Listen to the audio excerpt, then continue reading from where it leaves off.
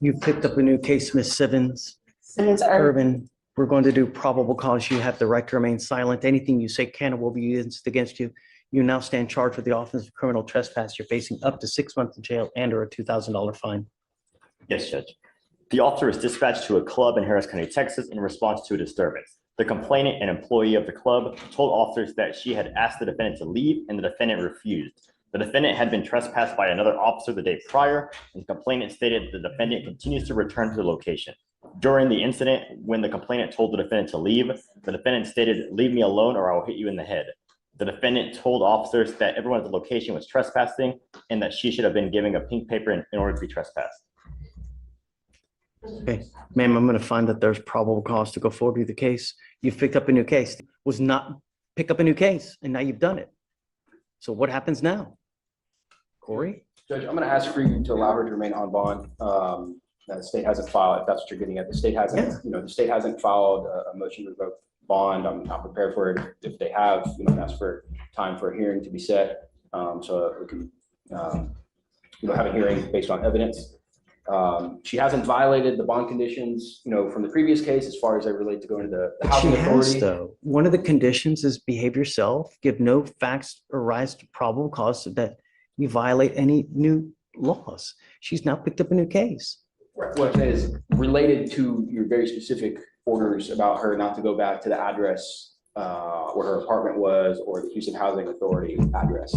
She's complied with those terms. But if I let her go now, that's enabling this behavior and telling her it's okay. Well, Judge, I think it would be punitive if you put her in jail as opposed. Well, that's not the purpose of bond, right? It's community safety and the community. She's threatening people allegedly there to beat them in the head. She won't leave. That's hearsay. Let me just talk. Taking you into custody, ma'am. Judge, that's hearsay. I think we're entitled to a hearing. Yes, I'll give you a hearing. Sure. Whatever you want. My arm is broke. I don't know how else to, she's going to do whatever she wants to do. How am I supposed to handle it? I'm not a threat to the community, so I'm not understanding. And as I said, that is hearsay. Is there any way? Oh, can you subpoena the cameras because I didn't threaten anybody, and there is for witnesses that was there as well. Sure. So that's my job. That's not the judge's job, and I'll do that just like I've done for the previous case. So, Judge, can we allow her to remain on bond until we have an actual hearing following the rules? I haven't been around the. Following the rules of evidence for bond revocations. Here's what we'll do, Corey. What I'm going to do is I'm sending you for a drug and alcohol test now. If you fail to take the test, if you fail to do what you're supposed to do, I am going to revoke your bond and put you in jail. I'm now putting a GPS monitor on you and I'm giving you a curfew of 9 p.m. to 6 a.m. Do you understand? Okay, 1 second. I'm homeless because they have refused to let me back into my apartment. I'm not going to talk to you. This is not a negotiation. No, I'm not. Either you follow the conditions of bond or I'm going to revoke it and put you in jail. Okay. This is better than being in whatever jail, you want. unless you want to be in jail. Your lawyer's asking me not to put you in jail now. Well, how long You will I be in picked jail? the case. Until November the 22nd? No, I'm sending you for a drug and alcohol test now. We are going to reset this case until Monday.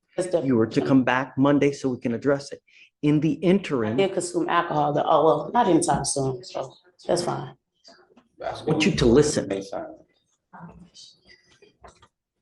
I'm going to put a GPS monitor on you and I'm giving you a curfew of 9 p.m. to 6 a.m. Do you understand? Where's my curfew supposed to be from is the question.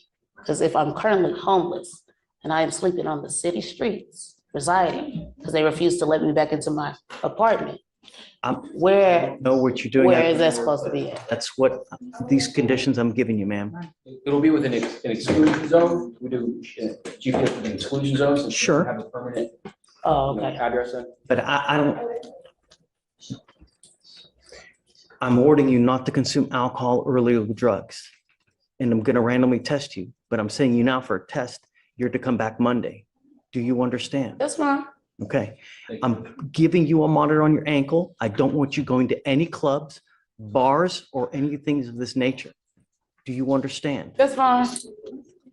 Thank you, Judge. See you Monday. Yes, sir. And I'm sending her now for a test. I want to know what, if anything, What do I go to take this test? she'll tell you. Curfew's 9 p.m. to 6 a.m. Okay, so if she's homeless, we need a home base for the GPS to observe people. That's what I was trying to say. She's got to live in somewhere. Got to be I living. don't have friends or family or nothing, so that's what I'm saying. You put your head somewhere down at night. Yeah, on the city streets. We'll get an address for it. Thank you, Judge. It's better than jail. Yeah, it's not gonna be Xavier's either. Let me express my extreme disappointment with you. You've now picked up a new case. Is it on docket today or no? It is, Judge. We placed it on after we spoke. Thank you. Mr. Foster, you now stand charged with the offense of assault. You are facing up to a year in jail and or a $4,000 fine. You're going to do probable cause. You have the right to remain silent. Anything you say can or will be used against you. For some reason, I don't see it. 12, Your Honor, it's under Smith. Well, Judge. Tristan Smith, I'm sorry. I called you Foster, I meant Smith. The new ADI was a 2B, so this is a walkthrough on the new case, the new charge. The previous one, which is the AFM, because he has 2 open misdemeanors right now. Right, so he initially had the open assault of a family member. Yes. and As that's of on docket. December 19th, he's now picked up a new assault. Yes. All right, let's do probable cause On the new assault. on the new one. Yes, Judge. On October 29th, 2024, an officer was assigned to investigate an assault that occurred on the 18th of October at a residence in Harris County, Texas. The officer reviewed video footage of the assault that showed the first complainant and the defendant engage each other in a physical fight until another female assisted the defendant by punching the complainant and grabbing the complainant by her hair. The female swung the first complainant to the ground by her hair, causing pieces of her hair to be ripped off while the defendant punched the first complainant multiple times in the face. As the first complainant was on the ground, the defendant stomped once on the back of the first complainant's head, and the officer observed the first complainant with injuries based on photos. The first complainant told officers that on the day of the offense, the defendant told her that he was going to assault her once she exited her vehicle, and a friend of hers that was inside the vehicle recorded the fight. The defendant and the first complainant used to be friends, and the defendant used to live with the first complainant at her residence until the defendant was kicked out. Judge, if I can, just utilizing the state's information that they provided, and I didn't hear the prosecutor read this part, but at some point, the officer interviewed the complaining witness in the new assault. Based on what she told him is that she had heard that Mr. Smith was going to attack her. And if you just read in the DIMS, she exited her vehicle to engage in a physical fight with Mr. Smith to defend herself from him. When I talked to Tristan about this last week, he told me all about it. He said, I remember this because it is a 2B. He hadn't heard nothing, any follow-up on it. This woman, this young lady got out of her car and attacked him as he was walking down the street. It says it right here. MB exited her vehicle to engage in a physical fight with Mr. Smith to defend herself from him. She's in a car where she could have easily seen him and kept driving. No, she got out of her car and attacked him exactly like he said. And while he was defending himself against her, another individual, another female came to assist him in this fight because he was attacked and blindsided. This is exactly what the complaining witness in this case told the police happened, except she said that, well, I heard that he was going to attack me, so I jumped out my car and attacked him first. That's not an assault. I don't know. All I know is that the facts are pretty egregious. And I mean, he could have taken off, didn't have to sit there and didn't have to engage. He could have, you're on bond for a criminal case. So stop. I'm not asking you to say anything. You, in the correct mindset, I have an open assault. It's probably a pretty good idea for me to go away and not do anything here. And if he had that time to reflect in that instance, then perhaps he should have done that. But he's walking down the street and this girl jumps out the car to engage him in a physical fight, like she told police that she did, to defend herself from him. He doesn't have time to sit and reflect, oh, I got a case and all that. He could have run away. He could have gone. He could do something else. I don't know. Being attacked, Judge, I mean, you got to do something. Look, I get that there's always two sides to the story. I mean, I'm going to find there's probable cause now. I understand. If you develop something later, if you see something on video, if you show something that she's the initial aggressor, come back and we can talk. She said it. She told the officer. I don't know that for sure. I mean, it just, Let's say in self-defense. Yeah, we have in self-defense, and then we have furthermore that once the female was assisting the defendant, that the defendant continued to assault the complainant, even stopping the complainant on the head. You Even gotta after stop she her. was If she's down. attacking him, if- Well, Judge, she was down on the ground. The complainant was Judge. down on the ground and the defendant stomped on her face. I'm finding that there's probable cause. You picked up a new case. and we'll deal with that, Judge. But the biggest issue, of course, is the fact that he did pick up a new case, albeit he didn't ask for it. I mean, he's walking down the street. And his situation being one that's extraordinary, one that I haven't seen much this year, dealing with indigent defendants, being of his age, which is a high school student, as we've talked about before, pending graduation with an acceptance to a great school. This is a very tenuous time for him. You've already ordered him to be drug tested before and all of that. So we're working through those things. The last thing that, and I know we have to consider the complainant witness in the community and all of that. I understand that. But I'm advocating for Mr. Smith. I get it. Mr. Smith has a final on Monday that he must take. If he does not take this final, and he's again in high school, then he may not graduate. If he doesn't graduate, then we can kiss Baylor goodbye. It's not likely to happen for him in light of all of the challenges that he's dealing with. He doesn't have his mother to help him. His grandmother, we know she's a complaining witness. He can't even go around the house. He doesn't have any help right now. He's living with a friend and walked here from Atascocita this morning, which took him 9 hours. I mean, this situation it's extremely difficult, Judge. So my ask is that we do something, and it could be amend bond conditions, but to keep him on bond so that he can take his test, do what he needs to do to finish school, and hopefully we can resolve these issues. I've looked at the evidence that the state has submitted for the new case. There's clearly something happened, clearly. I mean, and I would see the evidence shows that. But if he's walking the street and this girl, per her own admission, jumps out her car to engage into a physical altercation with him to defend herself, that doesn't make sense. And that's not really fair to him. Someone that's on bond, and everybody knows he's on bond because she said, I knew him. We used to be friends. He could have walked or run away, gone to a store, called the police. There were a multitude of other options you could have done. You know what's at stake here, yet you pick up another case where you allegedly stomp on someone's head. And you want me to let you go? I understand that you have school. I don't know that you have a final on Monday. Am I supposed to take your word for it? No. All I know is that you are a danger to my community. You have one assault. You have had violations on bond while you're on that assault, and now you've picked up another assault.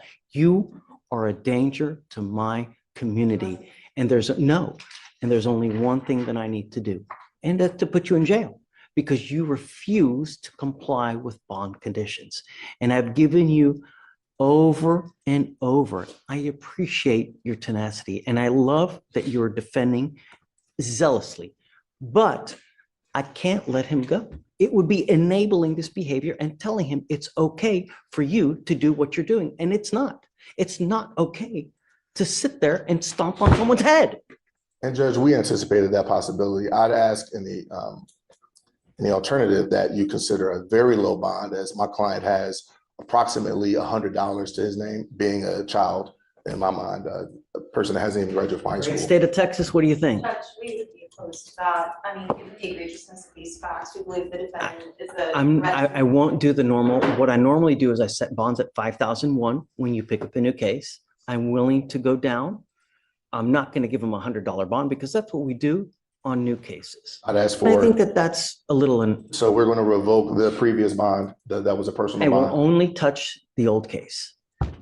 And so we'd ask that, well, I didn't anticipate that you would set a personal bond on the new case. So I guess my request would be 2 $500 bonds. Oh. I mean, we're talking about a misdemeanor assault between children, not a. Well, I don't know that. I mean, you're Well, the putting state in of- stuff that I have no The idea state about. alleged a misdemeanor assault. They didn't allege an aggravated assault, which they could have, and they did not. They alleged a misdemeanor Doesn't make me assault. feel better. I mean, the state says, alleges that there's all this injury. We can see what the injuries were. You see the complainant witness in a picture. She's smiling. Did you go to and the she's talking hospital? police. No, she didn't go to the hospital, Judge. I don't know. I've read everything. She hasn't gone to the hospital. She has a swollen eye. is what she has. Judge, I don't believe, I mean, her hair was also ripped out, Judge, based on what we see in the four corners of the dims. We haven't done. I don't know. I mean, there's a lot of people who wear different types of hair. Sure. So But just going off the dims, we have her hair being ripped out and being stomped. So And to your question, not hospitalized, Judge. So here's what I'll do. Judge, just if I may add, even in the first AFM, Judge, the complainant has gone back to the home at least once, to my knowledge, based on my communications with the complainants on that case. The defendant has gone back to the grandmother's homes.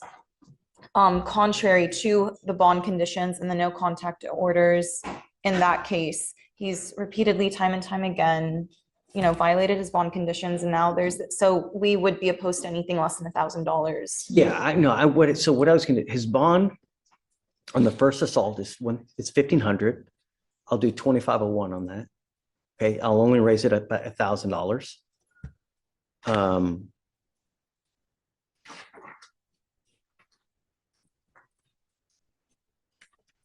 On the new case, what do you think?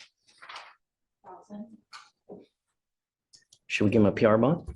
Judge, No, Judge. we'd be opposed based on the nature of the allegations where he stomped on someone's head, pulled her hair, and in addition to that being picked up just a month after the previous AFM. And charged with a misdemeanor. I mean, if the state felt so vigorously about this case, then they would have filed it in district court. I mean, this is a misdemeanor assault between. I think there's no way this would have been gone upstairs, I agree. And which is why I think a personal bond could be adequate in light of the fact that he would be given a surety bond on his previous case. He doesn't have much of anything. If anything, that keeps him in jail until we get to trial, because that would be a case that we would set. All right, Mr. Brooker, I'll set the new one. I'll set it at $500. Thank you, Judge.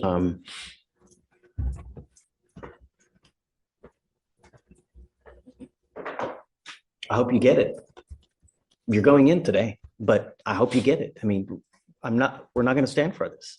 You got to pay the piper. And I don't know if it's dealing with the school now will get you to wake up and realize that you can't do what you're doing, but that's it. I've literally bent over backwards not to put you in jail, Mr. Smith, literally bent over backwards. How many chances have we, Yeah, goes with you. Okay, Mr. Smith, good luck. Ma'am, you're charged with reckless driving. You're facing up to 30 days in jail and/or a $500 fine. We're going to do probable cause. You have the right to remain silent. Anything you say can or will be used against you. You have the right to have an attorney present. If you cannot afford one will be appointed to you, ma'am. Yes, Judge. The officer was driving on Katy Freeway in Harris County, Texas, when he observed the defendant's vehicle driving at a high rate of speed, rapidly accelerating, making evasive lane changes and aggressive maneuvers without signaling, cutting off multiple vehicles, and making those drivers take evasive action to avoid a collision. While the officer was attempting to catch up to the defendant, he reached speeds in excess of 120 miles per hour. The officer then conducted a traffic stop, and the defendant stated she was driving that way because she was late to work. And I'm going to find that there's probable cause to go forward with your case. Do you see if she has a valid Texas driver's license? Okay.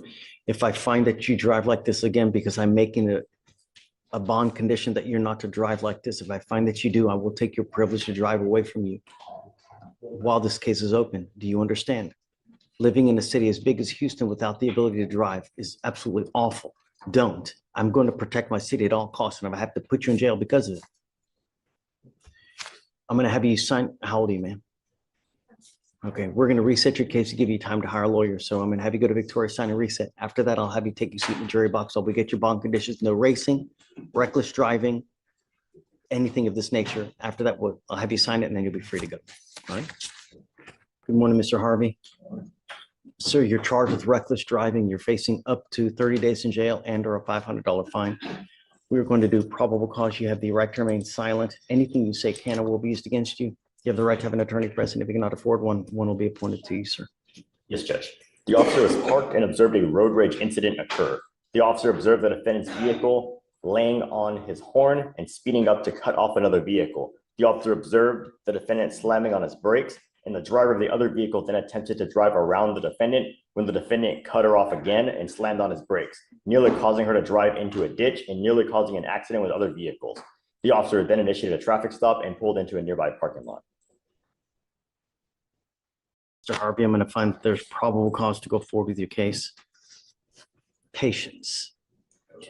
patience when driving. And I'm going to have you sign a document promising me that you're going to exercise this patience and not drive in this manner again. And if I find that you do, I'm going to put you in jail. Do you understand? How many times do we have people on the road that sit there and get shot because of the incidents like, don't drive recklessly.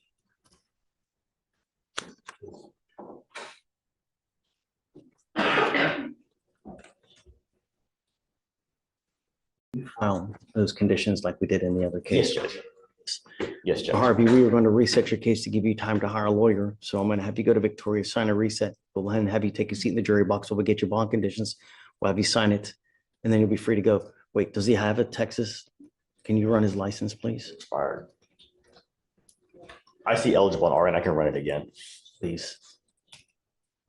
If you do not have a Texas driver license, then do not drive. I will have you sign an affidavit today with me promising me you're not going to drive unless you have a valid Texas driver license and liability insurance. It is your responsibility to reach out to DPS to figure it out. Do you understand? Yes, Judge. I see eligible on our end. Okay, I'm going to have him sign it. And then if you do, if you have a license and liability insurance, you can drive. If you don't, then don't. If I catch you doing it, it's not going to go well for you. You understand? Okay. You were charged with driving while intoxicated, second offense. The reason that we are taking you into custody now is that it looks like you're on probation for a felony retaliation case, which is now set at no bond. So we're going to do probable cause here today. If there is enough, I'm sorry, I can't hear. you're on felony probation. Looks like a warrant has been issued in that case. Bond is set at 0. So we'll do probable cause here. If I find probable cause, well, either way, we're going to, provide your lawyer today. But for now, we'll do probable cause on your DWI second. You're facing up to a year in jail and or a $4,000 fine. Yes, Judge. The officer initiated a traffic stop in Harris County, Texas, after observing the defendant failed to yield to a right-of-way in an intersection and for driving with an expired registration. Upon contact, the officer observed a moderate odor of an alcoholic beverage and slurred speech. The defendant admitted drinking 2 beers and standard field sobriety tests were conducted. HGN 6 out of 6, walk and turn 5 out of 8, and the defendant refused to do the one-leg stand. The DIC was read and breath was consented to. The results were 0.139 and 0.146. All right. Have you seen whether she has a valid Texas driver? It's not eligible, Your Honor. All right. Ms. Gutierrez, I'm going to find that there's probable cause to go forward with your case. I'm ordering you now as a condition of your bond not to drive. It is a condition of your bond, and you will be signing an affidavit with me today promising me you're not going to drive. I don't care what's going on in your life. If you drive, I can have a contempt hearing. You can be facing an additional 6 months in jail and a $500 fine every time you drive. Do you understand? Now, I don't know if you're going to get out of custody, but if you do, you'll be required to obtain a handheld interlock device that you're going to take with you to prove to me that you're not consuming alcohol. We will also be sending word to DPS so that every officer in this state knows if you're in a vehicle driving, you will be required to have an interlock in that car. So if they catch you driving hard that doesn't have an interlock on it, you're going to be going right back to jail. You understand? Okay. No alcohol, no drugs, and I'm going to randomly test you as well. We will provide you a lawyer today so that you can talk with this person to figure out how we go forward with the case.